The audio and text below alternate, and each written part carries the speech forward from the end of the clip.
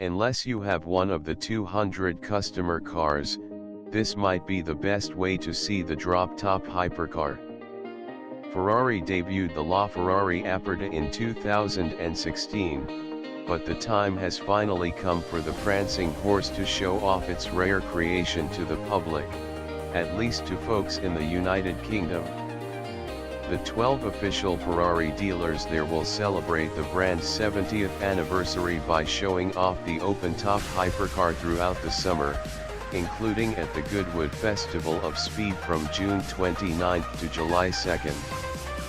You can check out the complete list of locations in the press release section below. Some of the highlights will include a stop at Blenheim Palace on July 11, the Long Walk near Windsor Castle on July 15, and Belvoir Castle on July 25. The final stop will be the Ferrari Racing Days at Silverstone from September 22 through 24, where the hypercar will lead a parade of important prancing horses around the track. It's one of just 25 special Ageras that will be built. Surprise, surprise, Koenigsegg is bringing another bespoke Agera to the New York Auto Show, not that we're complaining. Like the many one-off Ageras before it, this one is drop-dead gorgeous and comes preloaded with more than 1,000 horsepower, 745 kilowatts. It's called the Agera RS1, and like the name suggests, it's entirely one of a kind. The exterior is finished in a unique Arctic white with carbon fiber and light blue accents. It comes with all the typical aero fixtures you'd find on the standard Agera RS, including things like the rear wing, the side skirts, and the integrated front spoiler. The interior is equally as striking, finished in a matching blue Alcantara finish with polished carbon fiber and black anodized aluminum features throughout. Things like climate control, satellite navigation, Bluetooth integration, and electrically adjustable carbon fiber seats come standard, just to name a few.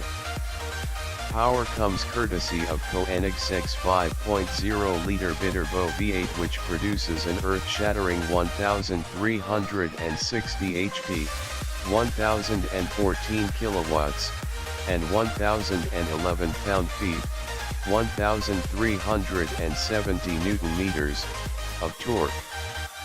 All that power is sent to the rear wheels via a 7-speed automatic gearbox, and the curb weight sits at just 3,075 pounds, 1,394 kilograms, ready to drive, or 2,854 pounds. Just 4 Centenario coupes in total will make their way stateside. The limited Lamborghini Centenario is almost as beautiful as it is expensive. Just 40 examples of the exclusive hypercar will be built worldwide, 20 coupes and 20 convertibles. That being said, we've already seen one example in the US, and now 2 more have shown up stateside in a matter of just a few days. The first of the 2 in question is the yellow example pictured below. Unlike others before it, this one forgoes the typical bare carbon fiber body in place of a Nuovo Gelo Orion yellow finish with carbon fiber accents. It was delivered new to Lamborghini Beverly Hills, and is just the second example to land in the US in a few months. The second car in question is a bare carbon fiber example with red accents, wearing a similar scheme to many others before it. You can see pictures of it here. The car was delivered to Lamborghini Paramus in New Jersey, and bears the same 759 horsepower, 565 kilowatt, V12 and 2.8 second 0 to 60 time. Both vehicles celebrate founder Ferruccio Lamborghini's 100th birthday and cost a whopping $1.9 million. Frank Stevenson is out, Rob Melville is in. It was rumored last week that now former McLaren design boss Frank Stevenson would be headed back to Mini, where he served as chief designer until 2002. While that report has yet to be confirmed, we do know for sure that Stevenson is done at McLaren. The company announced publicly that Rob Melville would be appointed McLaren's new design director. Melville was responsible for the Sports Series and second-generation Super Series of cars before the promotion, which included the P1, 600, and 50s, 675LT, 570s, and most recently, he led the design team of the new 720s.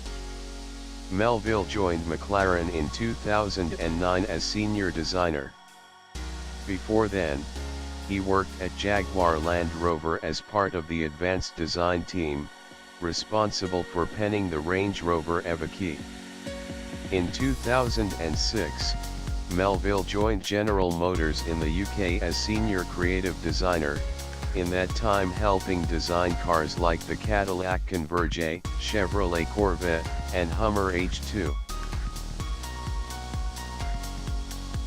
It's a performance bargain, relatively speaking. Air-cooled Porsche 911s are becoming increasingly expensive.